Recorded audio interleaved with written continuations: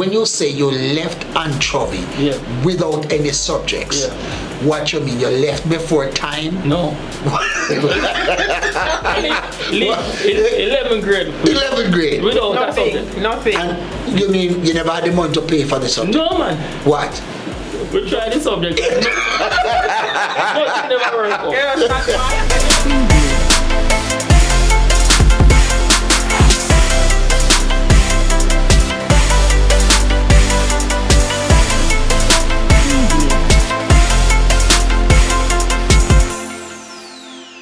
Welcome once again to our B1 Marriage and Family video podcast.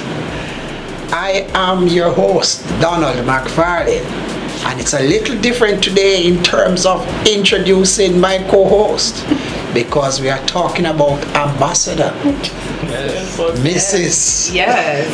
Natalie Irvin Maddox.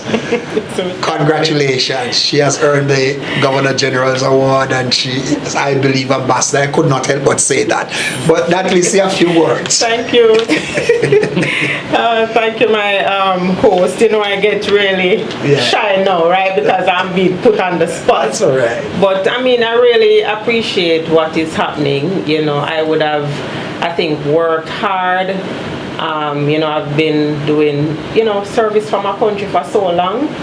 So now is the time that I'm being recognized for this, and I really appreciate it. And I'll continue to work and support my country in every way: health, family life, you know, youth, young mothers, adolescent girls. So thank you.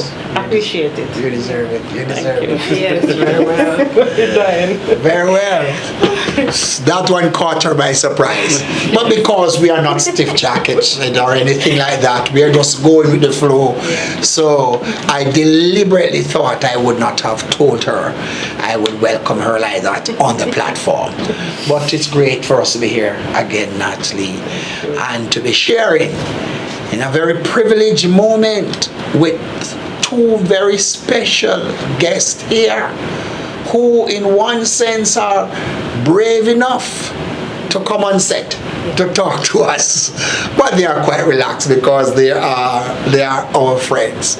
These are the McPhersons, Floyd and Swain McPherson. Welcome to the B1 Marriage and Family video podcast. Thanks for accepting the offer being here. Thanks for having us. Thank you. Very well, very well.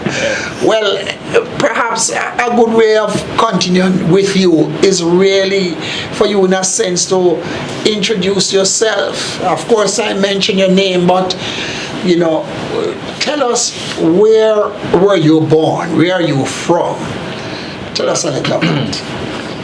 Well, as you know, my name is Floyd McPherson, and I am from Westmoreland, Betheltown, Westmoreland.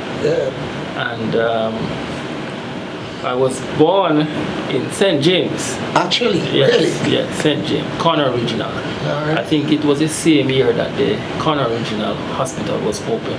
Wow. 1974. So very, very, you know, from that time.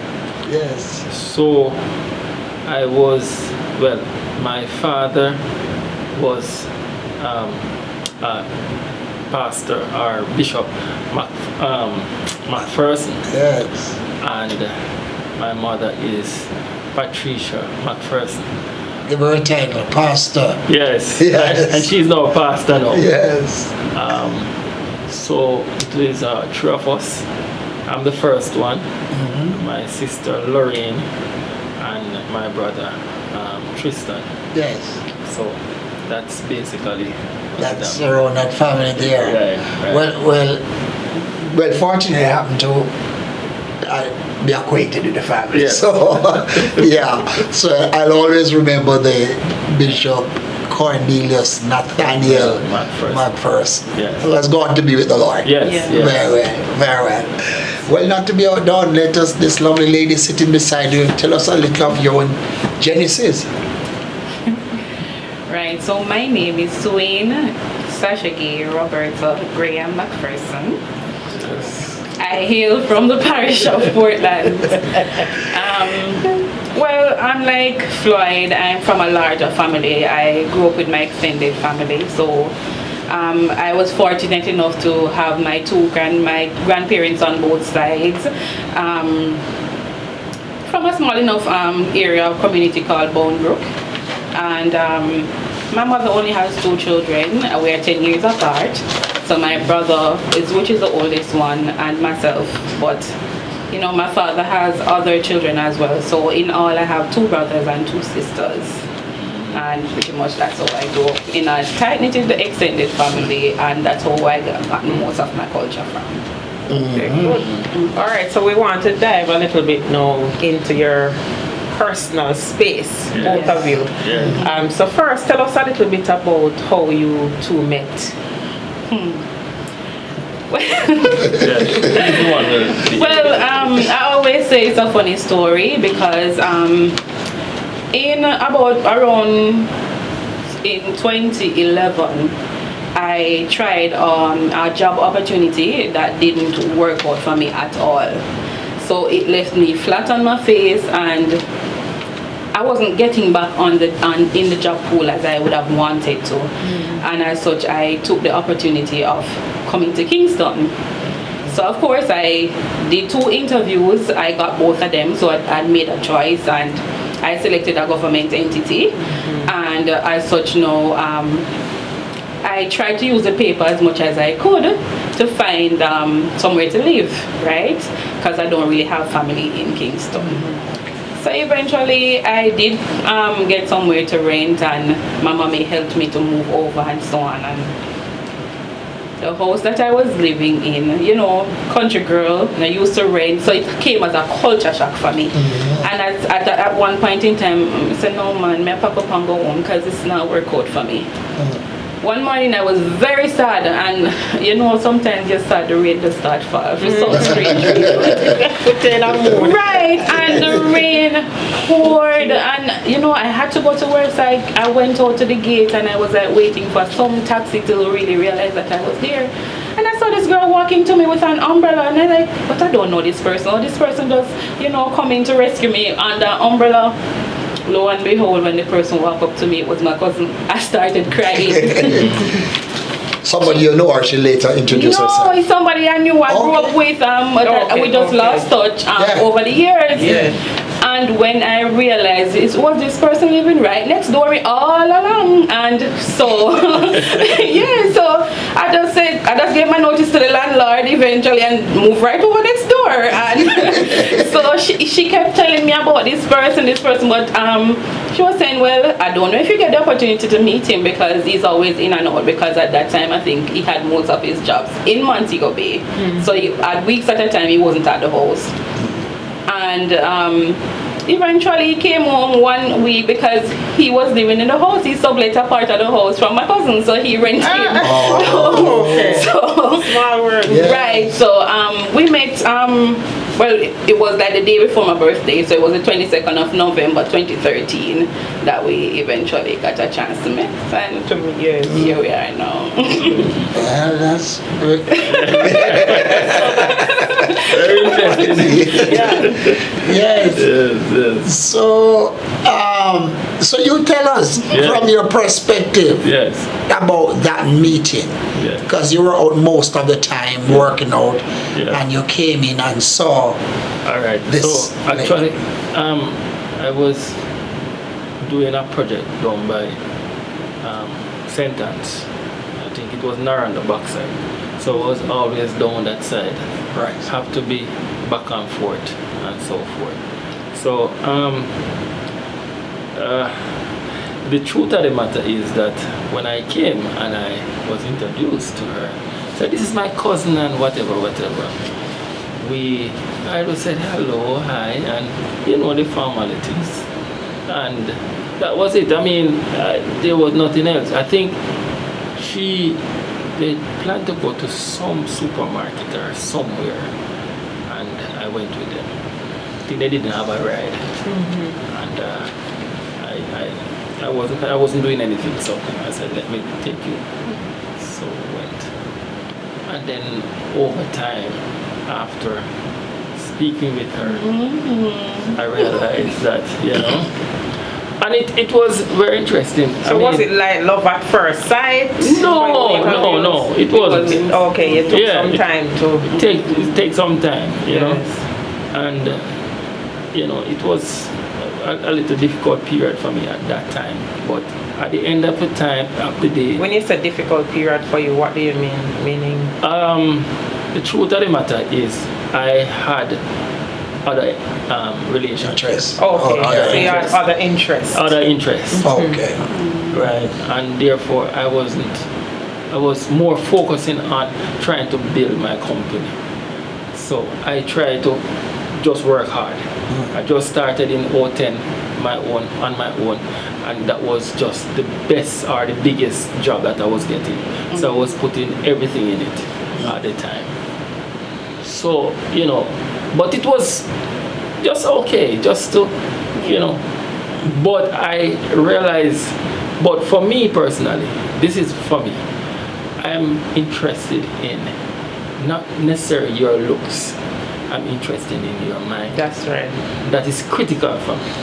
Define that. Speak a little deeper. Yes. Can you see the mind? No, I couldn't see the mind, but she looks quite No, she's looking very nice. Yes. But you have so many times you have a person looking so nice. Yes. But what comes out of their mouth, True. it just turns you off. Okay. But the way she was able to be eloquent in her speaking, Yes. I was taken aback. Yes. Just hold on a second there. Yes. Were you at the time in your eloquence trying to woo him, or that was just a natural flow? I need to know. Yeah. Well, naturally, I'm a talker. Naturally a So talker. I saw this person and he was being very shy, as if he was a little bit uncomfortable of how to act around, because remember, I would have been a new face to him in his comfort zone. Yes. So he was trying to find out how best to live with this new person. Right. Because really and truly, Floyd and my cousin was like family to each other, you understand? Right. So the mere fact that I came into the picture now is almost a readjustment for him to know that, okay, he's living with two women now. Yeah, so it was an adjustment. Okay. So you got attracted affectionately to her mind. Yes. Yes. Her mind. Yes. Yes. Based on how she Beautiful spoke. Yeah, no doubt. No doubt. We see that. We see that. But as I said, I understand. I'm more attracted to, what is coming from the mind. Yes. Yes. So that was initially how things started gelling for you in that way. Right. Yes. But before we, Natalie, with your permission, let's go back, because we don't hide that we are church people. Yes, right, Yes, so talk a little bit about your church background or religious background. Right. You want to share a bit with us on that, Swain? Right, because I hear him constantly talking about his parents being pastors. She look like she come from a Pentecostal background. I didn't get that. Let's see. So to backtrack, as you rightfully said, I was baptized. I think it's March or April 2000. So I was still in high school at the time. I was baptized at an apostolic church, and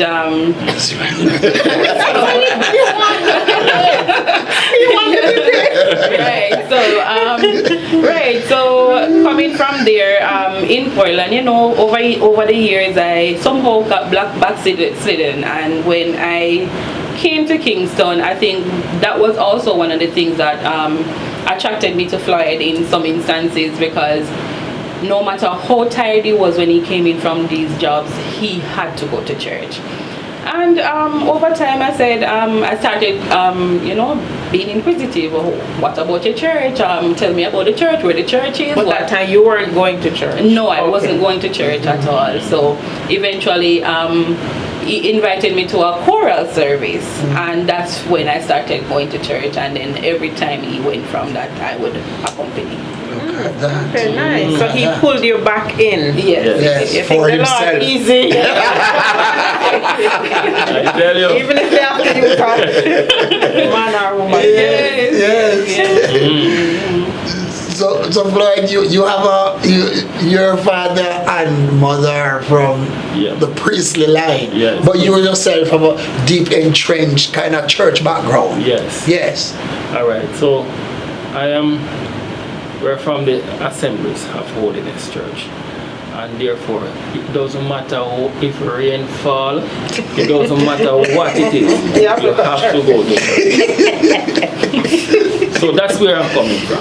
Yes. But the thing is that coming into Kingston, you said, oh my, I have the freedom now. Yes. I can go and express myself. Yes. Let me go boss way. Yes. I would go to the parties. I would go to different places. But the thing with me is that I never drink. I don't drink nor smoke. So when I go to the party, I notice the guys and women would be drinking and smoking. And then when they finish, they say, what a way the party, nice shot. Yeah, shot, man. But the thing is that I said, I'm still trying to figure out what happened. Because I can't feel that what they're feeling. But guess what? It's when we go to church Sunday. You don't want to leave. You feel a presence. I'm like, no man, I have to go back at the party because I need to find out what they are feeling. And therefore, that I came to the conclusion that no man, That's not for right you. here, so the church It's for you. is for me. Yeah. Yes. Yeah, man. So I believe that parents who get our children to church, and it may not, but grow them in the way that the Lord would want them to go. Yeah. I believe in that. Yeah. I believe in that.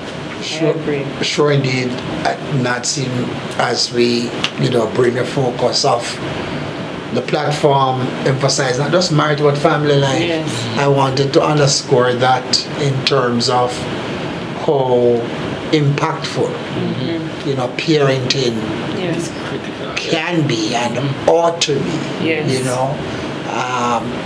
It leaves indelible mark upon you that even if you detour at some point in time, Right. there is that calling back to the foundation. Yes. The foundation is always important. Yes. Yeah. So, always. Yes. I'm interested, Natalie, to know. Swain had a desire for job and it was not happening in her rural place and stepped out into Kingston. Perhaps like Abraham, not knowing where she went. But anyhow, I want to know how Floyd ended up in Kingston. Yeah, he didn't tell us that. No, right. he comes from country. So you were Right, West Montego Bay, Right. St. James.